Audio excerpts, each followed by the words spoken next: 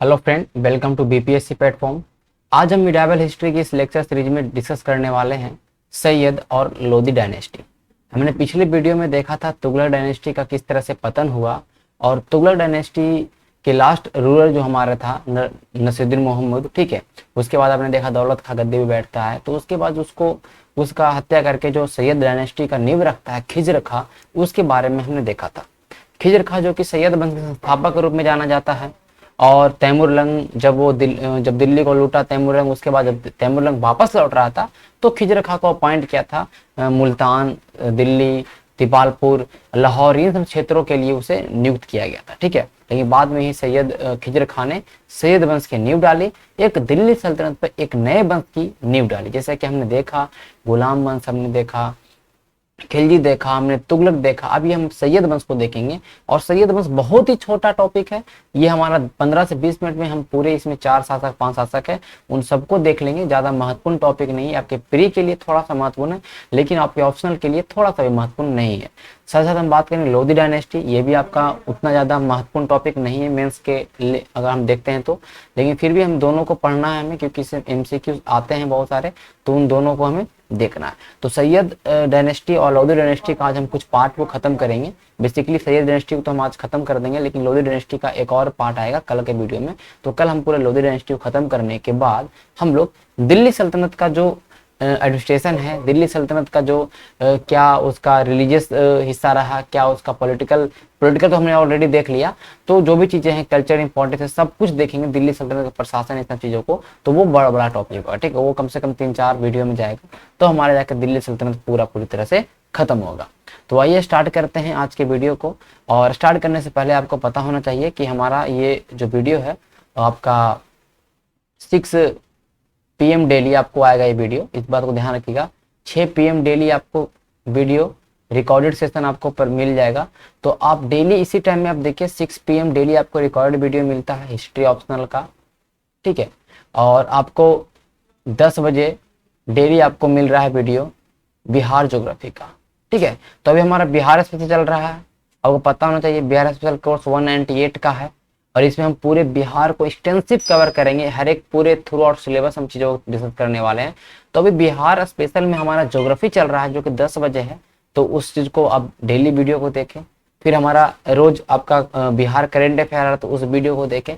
तो वीडियो जो भी वीडियोज आ रहा है वो सारे वीडियोज को 67 प्रीलिम्स को देखते हुए बहुत जल्दी बनाया जा रहा है, तो उन चीज़ों को जरूर देखें। और ये डेली हिस्ट्री के सेशन को जरूर पर डे आप इस चीज़ को देखें और इसको नोट्स बनाएं, क्योंकि ये हिस्ट्री ऑप्शनल का है और ये आपको काम देने वाला है। जब आप प्री क्वालिफाई करेंगे तो आपको ऑप्शनल में बहुत ज़्यादा आपको काम देने वाला है, ठीक है। क्योंकि हिस्ट्री ऐसे ही बहुत वास्ट सिलेबस है, तो अभी से इसको पढ़ना ही पड़ेगा, क्योंकि हमने ऑलरेडी मिडाइवल हिस्ट्री में 30 वीडियो हमने किया है। ये हमारा 31st वीडियो है मिडाइवल हिस्ट्री का, और इसके पहले हमने एंशिएंट में बहुत सारे वीडियो ऑलरेडी हमने कर चुके हैं, तो उनको भी जाके आपको देखना है। चलिए स्टार्ट करते हैं आज के वीडियो को। तो हम बात करेंगे सैयद डायनेस्टी का। देखिए अगर सैयद डायनेस्टी की अगर हम बात करेंगे भाई, तो इसकी स्थापना किया गया खिज्र खान के द्वारा। आपको पता है कि लास्ट जो अगर हम बात करते हैं दौलत खां जो बैठता है after the death of Nasiruddin Mahmud, Daulat Khan जब मतलब बैठता है उसके बाद खिज्र खान उसको हटा देता है, फिर जाके खिज्र खान दिल्ली पर एक सैयद डायनेस्टी की स्थापना करता है। और खिज्र खान के बारे में आप एक बात जानिए, ये अपने आप को प्रोफेट मोहम्मद, इट मीन्स कि हजरत मोहम्मद का संबंधी मानता था, कि हम उसके फैमिली से, हम उसके मतलब कहने का मतलब कि कहीं ना कहीं डिसेंडेंट मानता था। और इस तरह से खिज्र खां के बारे में हम जानेंगे, तो ये अपने आप को प्रोफेट मोहम्मद, ठीक है, प्रोफेट, ठीक है, तो प्रोफेट का रिलेटिव मानता था, ठीक है। तो ये पूछ सकता है कि कौन सा वंश है जो अपने आप को मतलब, या कौन सा शासक है जो अपने आप को प्रोफेट या हजरत मोहम्मद का रिलेटिव मानता था, तो वो हो जाएगा खिज्र खां, ठीक है। देखिए खिज्र खां की अगर हम बात करेंगे, जब तैमूरलंग का आक्रमण हुआ 1398 में, तो तैमूरलंग के आक्रमण के बाद तैमूरलंग वापस जा रहा था, तो मैंने बताया था कि इसे दीपालपुर, लाहौर, मुल्तान, दिल्ली, इन सब आसपास के क्षेत्र इससे दे दिया गया। लेकिन जैसे ही तैमूरलंग वापस लौटता है तो तुरंत फिर नसीरुद्दीन महमूद जो भाग जाता है, वो नसीरुद्दीन महमूद आता है, खिज्र खां को हटाता है दिल्ली गद्दी पर से।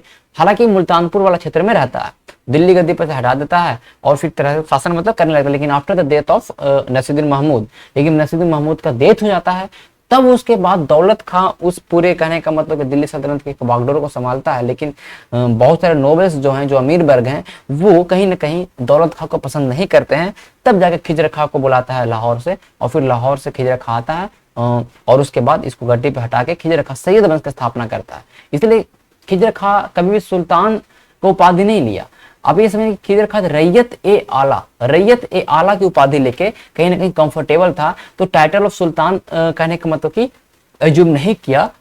और वो 1414 से लेके 1421 मतलब लगभग 7 साल तक शासन किया रैयत ए आला की उपाधि। रैयत आला मतलब वेजल्स एक तरह से, मतलब तैमूरलंग है, तैमूरी जो डायनेस्टी था, तैमूर डायनेस्टी था, उसके वेजल्स के रूप में, ठीक है, उसके अधीनस्थ के रूप में काम किया। ठीक है, तैमूर लंग की मृत्यु हो जाएगी, उसके बाद इसका बेटा आएगा शाहरुख खान। ठीक है, शाहरुख खान नहीं, शाहरुख। ठीक है, तो शाहरुख है, फिर इसके रैयत आला, इसका रैयत आला बन के रहेगा। आप देखिएगा तैमूर लंग के सिक्कों पे, खिजर खां के सिक्कों पे आपको शाहरुख की और खुतवे में शाहरुख का नाम मिलेगा, आपको तैमूर का नाम आपको देखने को मिलेगा। ठीक है, तो इससे पता चलता है कि कहीं ना कहीं जो खिजर खां है वो इसके प्रति तैमूर लंग के प्रति बहुत ज्यादा वफादार रहा, और क्योंकि गद्दी पे बैठाने कहीं ना कहीं पीछे वही कारण, उसी कारण रहा, तो कहीं ना कहीं ये चीज होगा। ठीक है, इस बात को ध्यान रखिएगा। ठीक है, तो ध्यान रखिएगा, शेख जलाउद्दीन इसने ही बोला था, ये बोलता है कि हजरत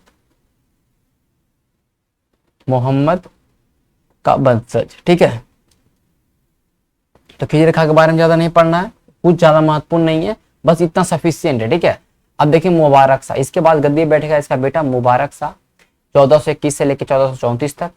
तो देखिए मुबारक शाह के बारे में जो भी आपको बहुत ज्यादा इंफॉर्मेशन मिलेगा, तो मिलेगा याहिया बिन सरहिंदी, ये लेखक हैं, ये याहिया बिन सरहिंदी एक इतिहासकार, एक लेखक, कंटेम्प्रेरी राइटर है, जिन्होंने बुक लिखा तारिक ए मुबारक शाही।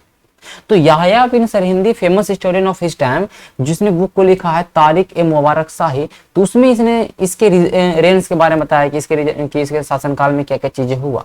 ठीक है, बोला कि मुबारक शाह के समय बहुत ज्यादा उथल फुथल रहा, बहुत ही अशांति का माहौल रहा, बहुत ही रिबेलियंस हुआ, इंटायर रीजन कहीं ना कहीं बहुत जबरदस्त रूप से हर जगह विद्रोह हो रहा था। ठीक है, ये चीजें बताया। अब देखिए इसके समय में एक चीज और हुआ कि इसके समय में कहीं ना कहीं हिंदू जो नोबल्स थे, हिंदू अमीर थे, इनके समय में बहुत ज्यादा हो गए थे। ठीक है, और मुबारक शाह ने एक शहर बसाया, उसके बारे में आप याद रखिए, मुबारक बाद, जमुना नदी के किनारे, on the bank of Jamuna river. ठीक है, मुबारक शाह ने एक शहर बसाया, उस शहर का नाम क्या है, मुबारकबाद। ठीक है, इस बात को ध्यान रखिए, एक सिटी का नाम है मुबारकबाद। के बाद मुबारक शाह की डेथ होती है, फिर गद्दी में बैठेगा मोहम्मद शाह। ठीक है, तो मोहम्मद शाह का अगर आप शासनकाल की बात करेंगे तो 1434 से लेकर 1443, जो कि आपके लिए महत्वपूर्ण नहीं है। अब देखिए मोहम्मद शाह की मैं बात करूंगा, मोहम्मद शाह नाम आपको बार बार दिख रहा होगा, महमूद शाह, नसरुद्दीन महमूद शाह, मोहम्मद शाह, तो इस चीज को कभी कंफ्यूज ना हो जाइएगा इस चीज को लेके। ठीक है, जब नसरुद्दीन महमूद शाह की बात करेंगे तो आपने देखा होगा, हमने पिछले वीडियो में ही हमने देखा, ठीक है, तुगलक डायनेस्टी के अंदर, तो थोड़ा सा उस चीज को आप लोग ध्यान से रखिएगा, उसको थोड़ा सा डिफ्रेंशिएट करके रखिएगा। अब देखिए मोहम्मद शाह के समय की हम बात करेंगे तो इसके समय में एक जो सबसे बड़ा, अगर हम बात करेंगे सेना में, अगर हम बात कर ले, या नोबल्स की बात कर ले, या गवर्नर की बात कर ले, जिसका कद बढ़ा होता तो कहने का मतलब कि कद बढ़ेगा, वो है बहलोल लोदी। बहलोल लोदी, यही बहलोल लोदी है जो कि लोदी वंश की स्थापना करेगा आगे जाके। तो मोहम्मद शाह के समय से क्या हुआ कि बहलोल लोदी को इतना इंपॉर्टेंस मिला, बहलोल लोदी को पीर पुत्र बोला गया, पुत्र बोला मोहम्मद शाह ने, और साथ ही साथ खान ए खाने को उपाधि दी, खान ए खाना को उपाधि दी। क्यों, आखिरकार ऐसा क्या कंडीशन रहा भाई? तो इसके पीछे कंडीशन ये रहा कि इसके समय में बहुत ज्यादा कहीं ना कहीं मोहम्मद शाह के एक बहुत ही कमजोर शासक था।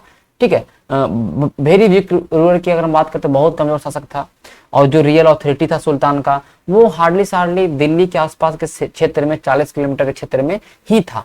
तो कहीं ना कहीं बहुत ज्यादा मतलब यहाँ पे प्रॉब्लम था। ठीक है, ये हमेशा बिजी रहता था क्योंकि इसके ऊपर बहुत ज्यादा कॉन्स्पिरेसी हो रही है, षड्यंत्र रच रहे हैं, तो नोबल्स पर उतना ज्यादा कंट्रोल नहीं है। ठीक है। तो इस तरह से प्रॉब्लम क्या हो रहा है, पहला बात कमजोर शासक है।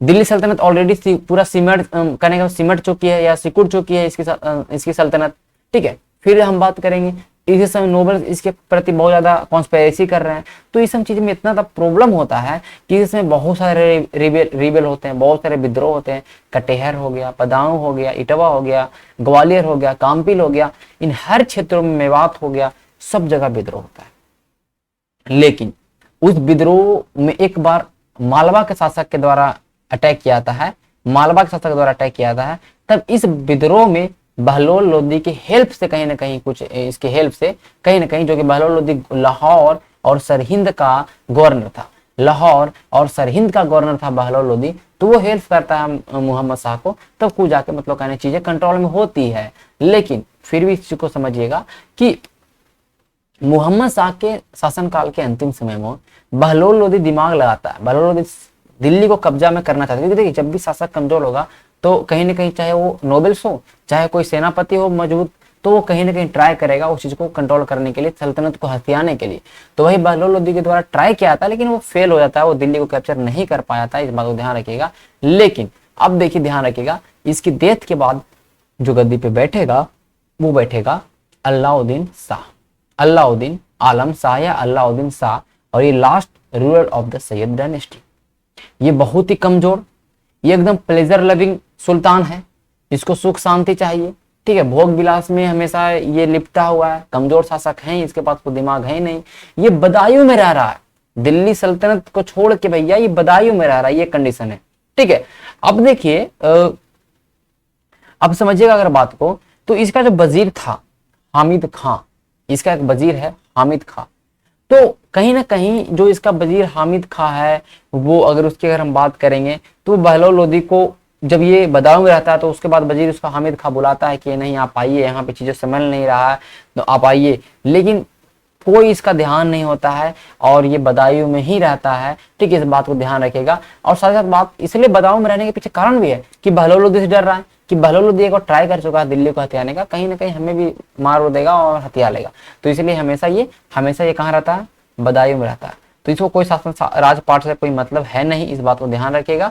और इसका जो वजीर है अगर बात करेंगे हामिद खान, सब इसके कंट्रोल में सब चीजें रह रही है, ठीक है। और इसके बाद जब इसका डेथ होता है 1400, कहने का मतलब इसका जब डेथ होगा तब यहाँ पे अलाउद्दीन शाह को हटा के जो गद्दी पे बैठेगा, क्योंकि इसका वजीर जो है यही हेल्प कर देगा किसको, बहलोल लोदी को, और दिल्ली सल्तनत पे एक नए वंश की स्थापना होगी, वो होगी लोदी वंश।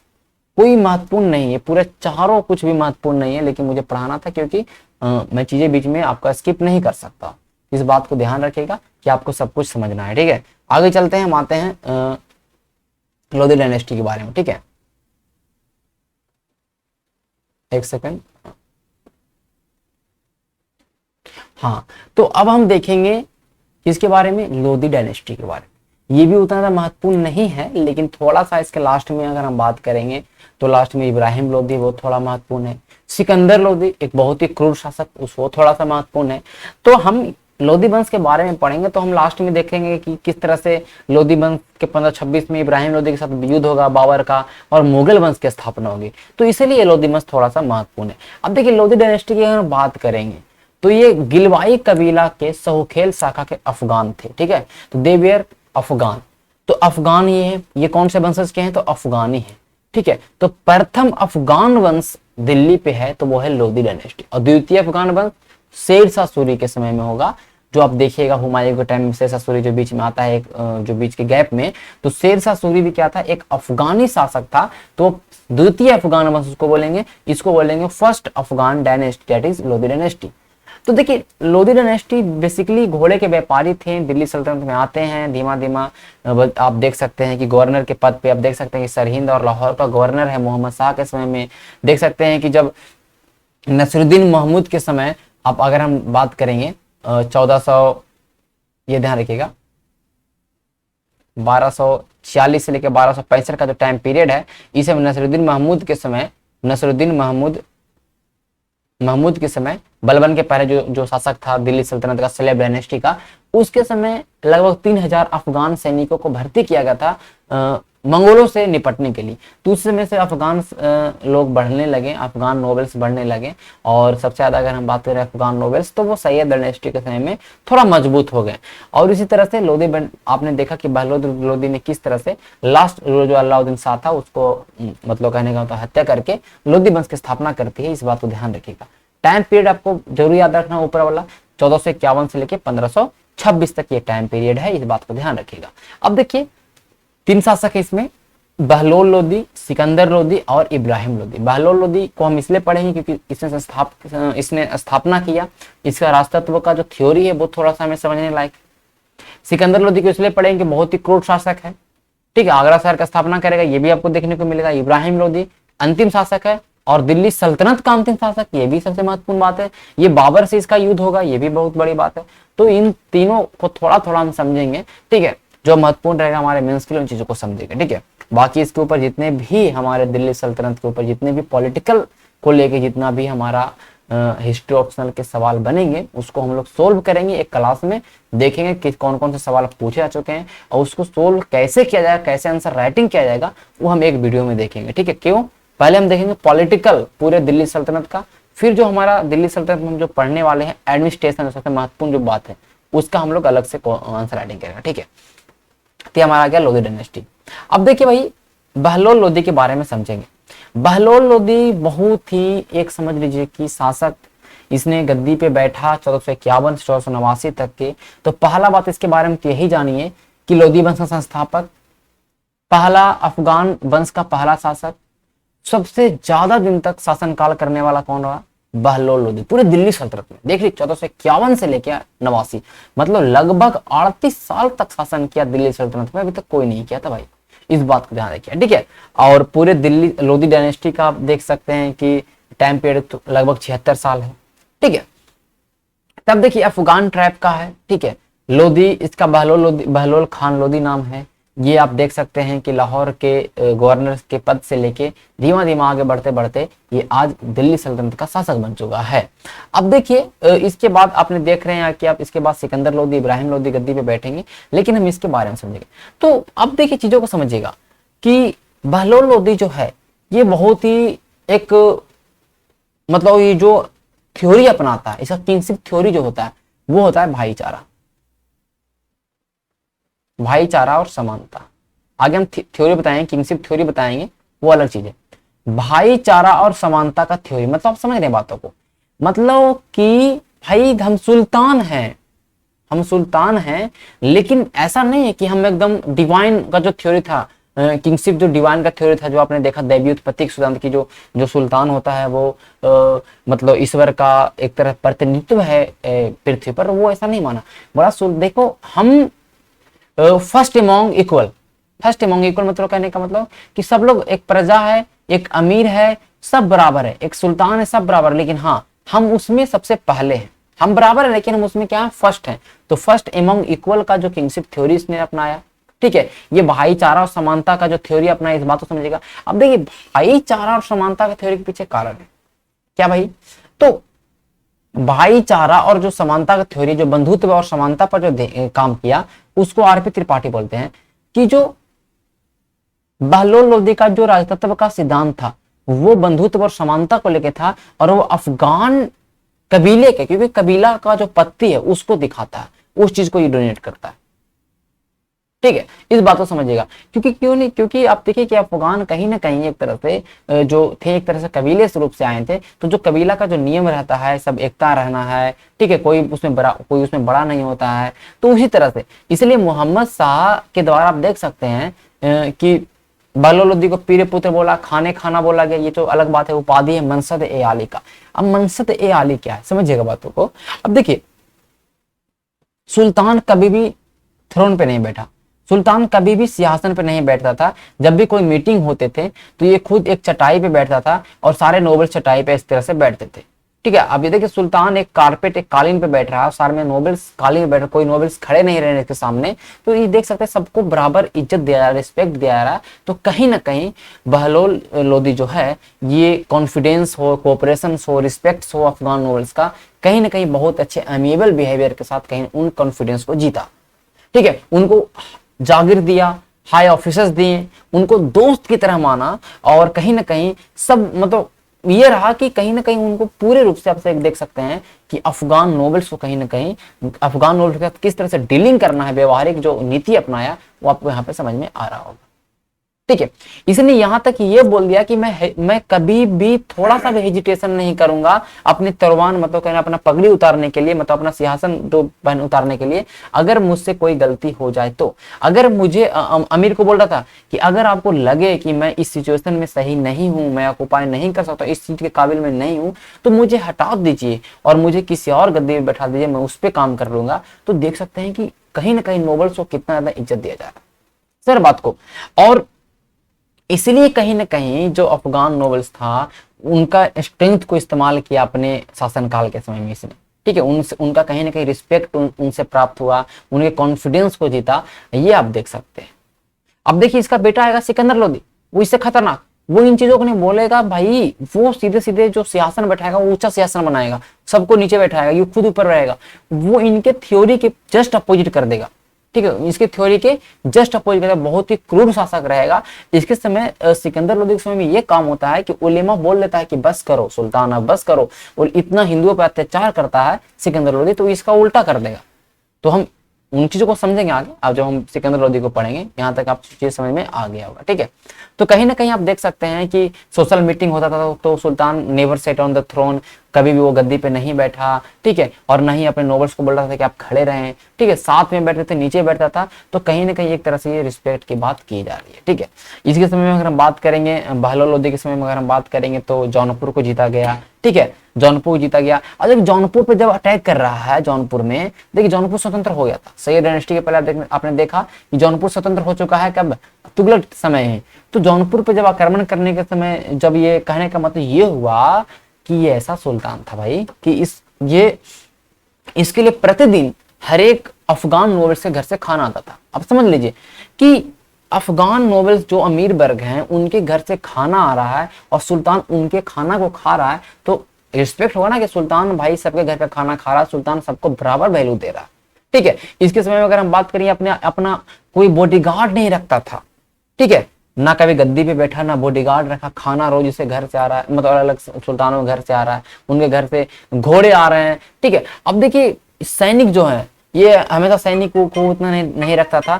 जब जौनपुर पे आक्रमण हुआ भैया, सॉरी जौनपुर जीतना था इसको, तो ये अफगानिस्तान में गया, पूर्वी अफगानिस्तान में जाता है और पूर्वी अफगानिस्तान में जाके बोलता है अफगान कबीले को, लोगों को कि अफगान कबीले अगर आपको मतलब ये गरीबी के दास्ता से मुक्त होना है तो आप मुझे साथ दो जौनपुर के आक्रमण में, जौनपुर के आक्रमण में, तो जो भी लूट का माल होगा मैं सब में बराबर डिवाइड करूंगा। तो वहां से बोला जाता है कि टिड्डियों के दल में मतलब बहुत ज्यादा संख्या में अफगानी आए। अब्बास खान सिरवानी का यह कथन है कि बहुत ज्यादा, अब्बास खान सिरवानी का यह कथन है कि बहुत ज्यादा जनसंख्या में कहने का मतलब कि अफगान नोबेल आए और अच्छे तरीके से कहने का मतलब कि जौनपुर को जीता और दिल्ली सल्तनत में मिलाया। तो ये खैर कहने की बातें हैं, मतलब कहने का मतलब ये चीजों को आपको लिखना नहीं है, इस बात को समझिएगा। कहाँ से आंसर क्वेश्चन मतलब कहने का मतलब कि आपके मेंस में सवाल बनते मैं ऑलरेडी मैं बता दिया हूँ, और आपको उस तरह के पैटर्न वाला सवाल भी मैं करवाते जाता हूँ, तो इस चीज के लिए परेशान नहीं होना। ठीक है, चलिए, बहुत ही एक तरह का डिवोट मुस्लिम था, मतलब कहने का मतलब एकदम रिलीजियस की अगर हम बात करते हैं तो बहुत ही लिबरल था। ठीक है, ये नमाज हमेशा करता था, उलेमाओं के साथ रहता था, कुरान पढ़ता था, एक तरह कट्टर नहीं था, इस बात को समझिएगा। बहुत सारे हिंदुओं को अलग अलग अच्छे पद पे बैठाया। ठीक है, तो और जब भी वो किसी को हराता था तो बहुत उसके साथ जेनरस, मतलब कहने का मतलब कि बहुत ही आदर पूर्वक अपने दुश्मन को भी हराने के बाद भी उससे बहुत आदर पूर्ण व्यवहार करता था, इस बात को समझिएगा। इसने अगर हम बात करेंगे तो कई बार अगर हम बात करेंगे एक इसका एक इसका मतलब कहने का मतलब हुसैन शाह, मतलब जौनपुर का शासक जो था हुसैन शाह, जब उसकी वाइफ को एक दो बार ये कब्जे में लेता है, लेकिन फिर भी उसको बहुत अच्छे तरीके से ऑनरेबली रूप से उसको मतलब अपने हस्बैंड मतलब हुसैन शाह को लौटा देता है। ठीक है, तो इसलिए के.एस. लाल का कमेंट है कि for a victorious Muslim sultan in medieval India this treatment was unique. तो उसकी पत्नी को भी वापस लेके आया, उसकी पत्नी को फिर से वापस कर दिया, उसके साथ बहुत अच्छा से ऑनरेबली व्यवहार किया। तो एक जीता हुआ सुल्तान के लिए मध्यकालीन भारत में इस तरह का जो विचार, इस तरह का जो ट्रीटमेंट है वो अपने आप में अनोखा था। समझ बात को। तो बहलोल लोदी के थोड़ा सा पर्सनालिटी के ऊपर आपने देख लिया, ठीक है। बहलोल लोदी के बारे में आप समझिएगा कि इसका 2 बार राज्याभिषेक हुआ। देखिए 2 बार राज्याभिषेक होने वाले कुछ सुल्तान है, फिरोज शाह तुगलक हैं, बहलोल लोदी हैं, इब्राहिम लोदी है, शेरशाह सूरी आगे आएगा, औरंगजेब आएगा, शिवाजी आएंगे। ये ऐसे शासक हैं जो जिनका 2 बार राज्याभिषेक हुआ। इसको आप लिख लीजिएगा, ठीक है। फिरोज शाह तुगलक, बहलोल लोदी, इब्राहिम लोदी, शेरशाह सूरी, औरंगजेब, शिवाजी, ठीक है। चलिए यहाँ तक कोई दिक्कत नहीं होगा। अब देखिए कल के वीडियो में क्या डिस्कस करने वाले हैं हम लोग, सिकंदर लोदी, और कल के वीडियो में हम लोग बात करने वाले हैं किंगशिप थ्योरी। कल के वीडियो में हम लोग बात करने वाले हैं आपका लास्ट में जो हमारा है इब्राहिम लोदी, ठीक है। तो कल के वीडियो हमारा 35 मिनट का प्लस का होगा और पूरा कल बहुत ज्यादा स्लाइड भी हो गए। और कल के वीडियो में हम लोग क्या करेंगे कि लोदी वंश को खत्म कर देंगे। फिर जो हमारा चैप्टर, नया चैप्टर आएगा भैया, वो आएगा हमारा बहमनी विजयनगर साम्राज्य, ठीक है, विजयनगर साम्राज्य। तो मिलिए, चलिए मिलते हैं कल के वीडियो में। तब तक के लिए धन्यवाद। आप लोग वीडियो पे ज्यादा मैं देख रहा हूँ कि बहुत ज्यादा रिस्पॉन्सेज नहीं आपका आ रहे हैं, तो इस चीज को आप हल्के मत लीजिए, क्योंकि देखिए मैं बार बार बोलता हूँ कि हिस्ट्री ऑप्शन का सिलेबस बहुत वास्ट है। आपको डेली वीडियो देखना ही पड़ेगा, डेली वीडियो नोट्स बनाना पड़ेगा, डेली आंसर राइटिंग करना ही पड़ेगा, अगर आप चाहते हैं कि मेंस में आपका ऑप्शनल में आपका मार्क्स अच्छा आए तो। चलिए मिलते हैं कल के वीडियो, तब तक के लिए धन्यवाद।